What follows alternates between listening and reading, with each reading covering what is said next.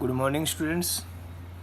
आज नया lesson start करेंगे जिसका नाम है लेसन 13 अपशिष्ट एवं इसका प्रबंधन।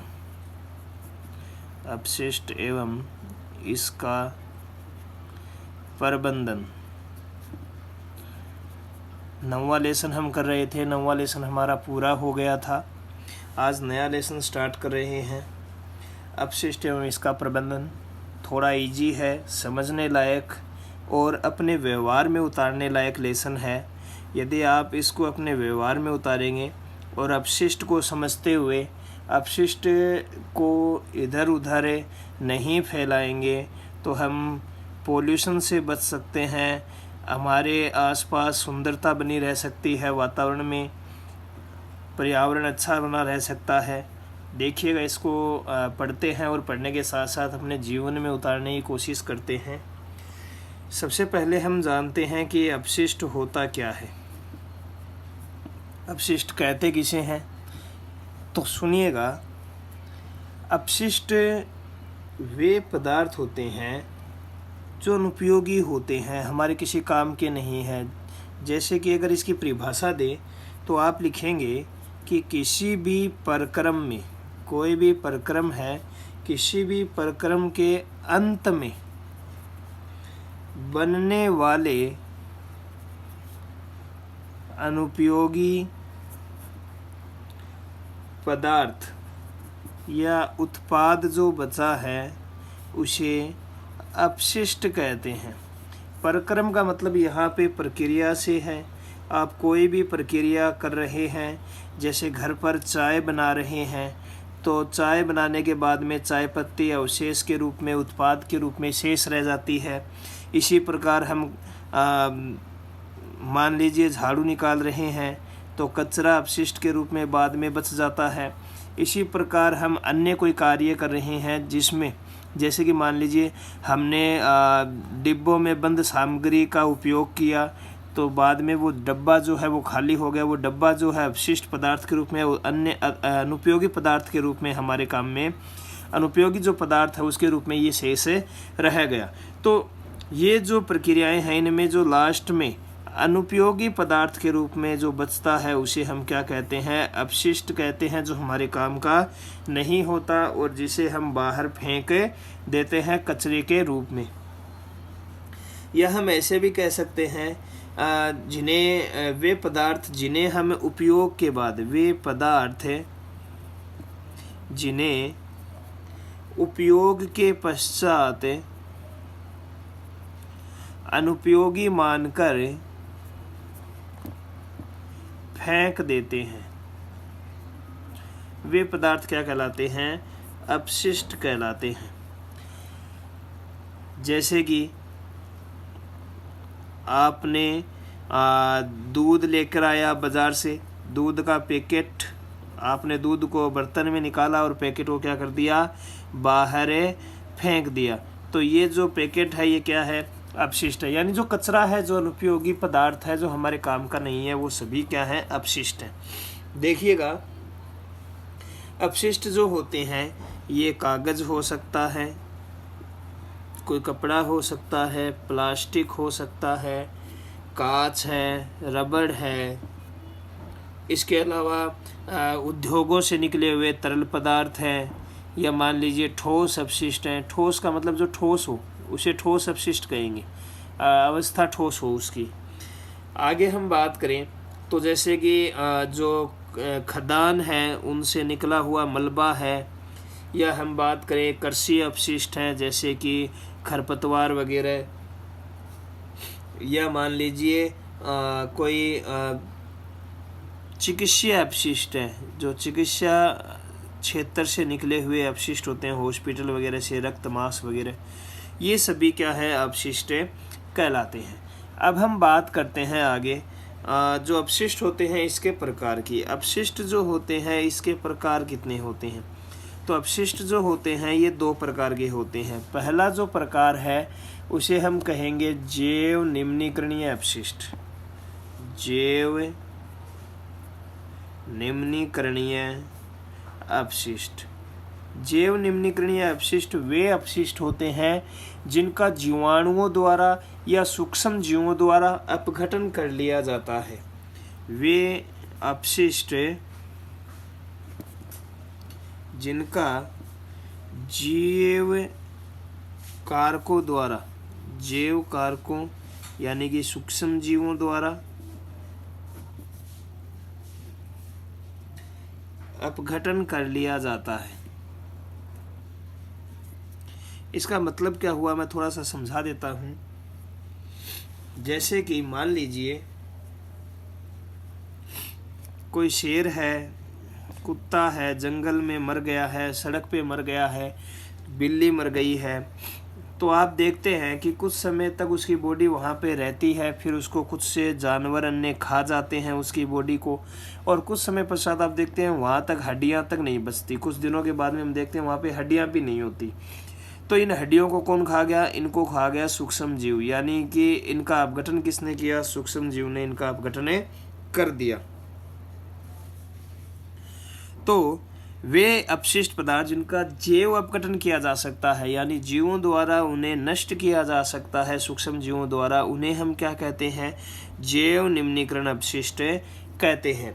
जैसे कि रुई है, रक्त है, मांस के टुकड़े हैं, कृषि अपशिष्ट है, कचरा है, जैविक कचरा है, ये सभी क्या कहलाते हैं? जैव निम्नीकरणीय अपशिष्ट कहलाते हैं। आगे हम बात करते हैं दूसरे प्रकार की, जिसको हम बोलते हैं अजैव निम्नीकरणीय अपशिष्ट।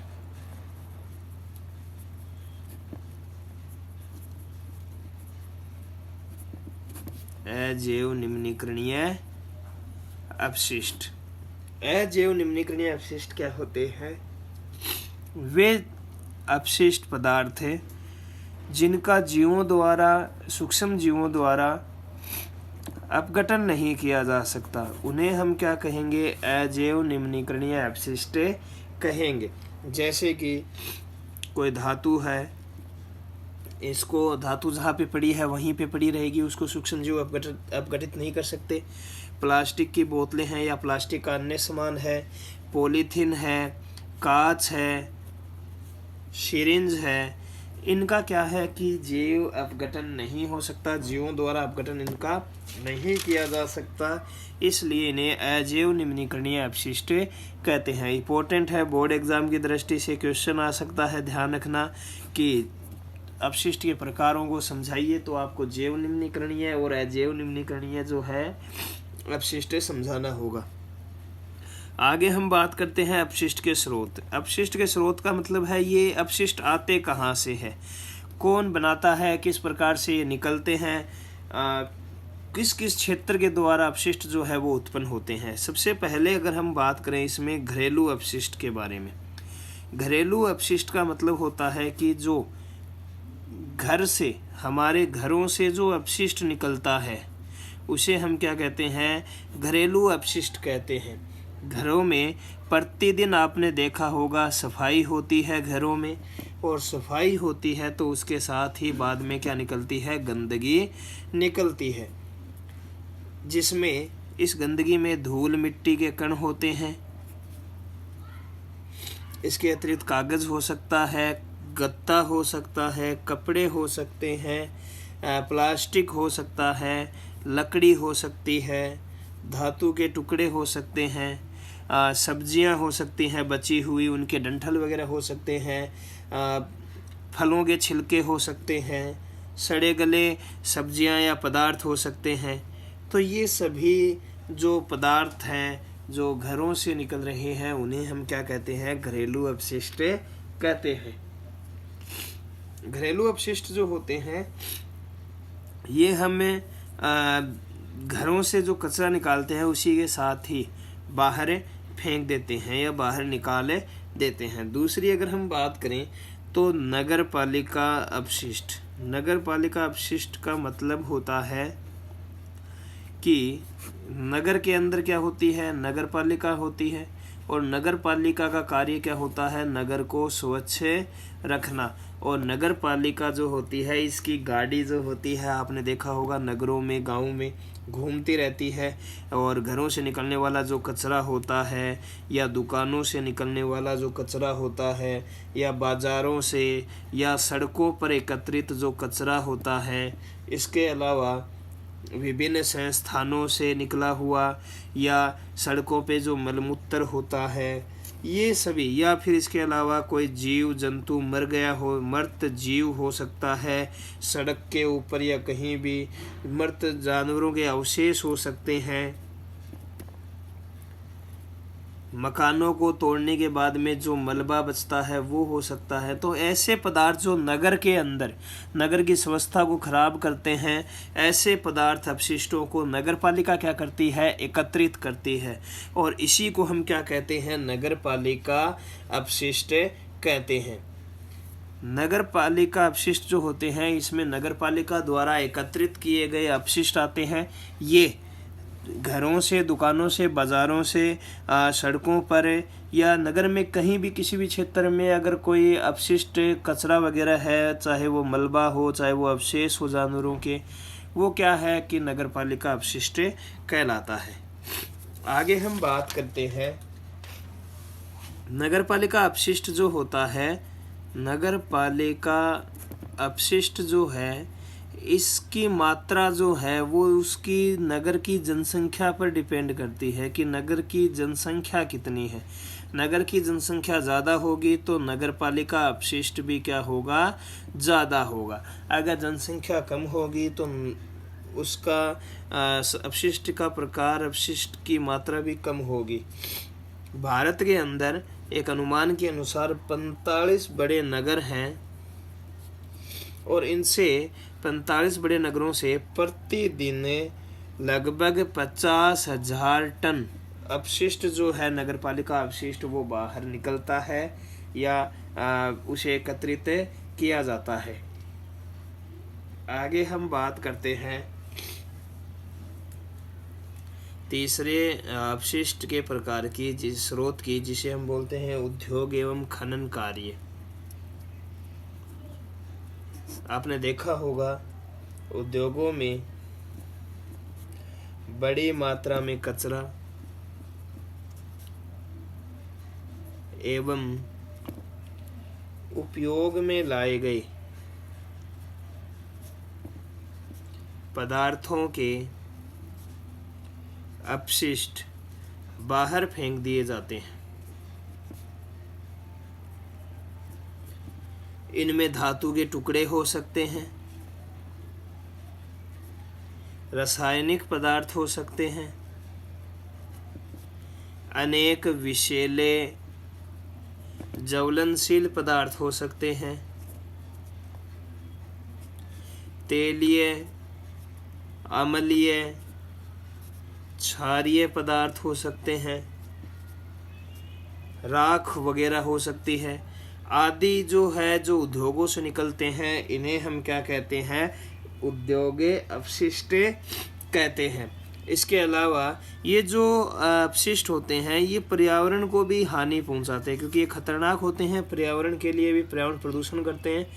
और इसी प्रकार जो खनन कार्य होता है, इसमें से भी खानों से जो अपशिष्ट पदार्थ निकलते हैं वो इसी के अंदर शामिल किए जाते हैं। तो ये एक स्रोत हो गया उद्योग व खनन कार्य वाला।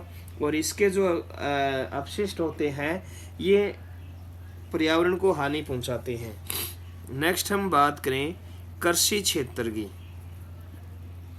कृषि के अंदर भी आपने देखा होगा, कृषि जब की जाती है तो उसके बाद में बचा हुआ भूसा होता है या घास फूस होती है, इसके अलावा पत्तियां हैं, डंठल है आदि एक स्थान पर एकत्रित कर दिए जाते हैं, जो कि कृषि अपशिष्ट कहलाते हैं। और इसके अलावा जब बरसात के पानी से क्या होता है, बरसात आती है तो बरसात के पानी से ये एकत्रित किया हुआ जो अपशिष्ट होता है, ये सड़ने लगता है और जैविक क्रिया होने से वहाँ पे भूमि प्रदूषण हो सकता है। तो ये कृषि क्षेत्र का अपशिष्ट होता है जो कृषि से प्राप्त होता है। इसी के अलावा लास्ट अगर हम बात करें तो अंतिम है चिकित्सा क्षेत्र। चिकित्सा क्षेत्र चिकित्सालयों में जैसे हॉस्पिटल वगैरह जो होते हैं, यहाँ पे अधिक मात्रा में रक्त, मांस के टुकड़े, रुई, सिरिंज, पट्टियाँ, ग्लूकोज की बोतलें, ये सभी अपशिष्ट पदार्थ के रूप में निकलते हैं जो कि हानिकारक होते हैं। इनसे स्वस्थ व्यक्तियों को रोग हो सकता है। अगर कोई स्वस्थ व्यक्ति इन सभी रक्त, मांस के टुकड़े या सिरिंज के संपर्क में आए तो उससे संबंधित रोग जो है वो हो सकता है। इसके अलावा इसके अंदर जो कांच है, प्लास्टिक की बोतलें हैं, ये भी इसी के अंदर चिकित्सा अपशिष्ट में आ सकती हैं, जो कि एक प्रकार की जैव निम्नीकरणीय अपशिष्ट है। और जो ग्लूकोज की ये जो रक्त, मांस के टुकड़े, रुई, सिरिंज है, ये क्या है, जैव निम्नीकरणीय अपशिष्ट है। तो जो चिकित्सा क्षेत्र है इसमें जैव निम्नीकरणीय अपशिष्ट और अजैव निम्नीकरणीय अपशिष्ट दोनों प्रकार के अपशिष्ट जो हैं वो चिकित्सा क्षेत्र में पाए जाते हैं। तो ये हमने विस्तार से ऐसे क्षेत्रों की बात की जहाँ पे अपशिष्ट जो है वो निकलता है भारी मात्रा में। अगर हम इन अपशिष्टों का उचित दोहन कर सकते हैं, उचित इनको फेंक सकते हैं, तो उससे क्या है, न तो पर्यावरण प्रदूषण होगा, न ही किसी अन्य व्यक्ति को इनसे हानि होगी, और ना ही जो शहर है, नगर है, वो इनसे ख़राब दिखेगा, प्रदूषित दिखेगा। नगर जो है वो साफ़ सुथरा दिखाई देगा। अच्छा, वहाँ पे जो पार्क वगैरह होते हैं वो भी अच्छे दिखाई देंगे। तो हमें क्या है, अपशिष्टों को फैलाना नहीं चाहिए, इनको एक जगह पे एकत्रित करना चाहिए, और इनके हमें प्रबंधन के बारे में बात करेंगे नेक्स्ट वीडियो में। हो सके उतना इनका प्रबंधन करना चाहिए।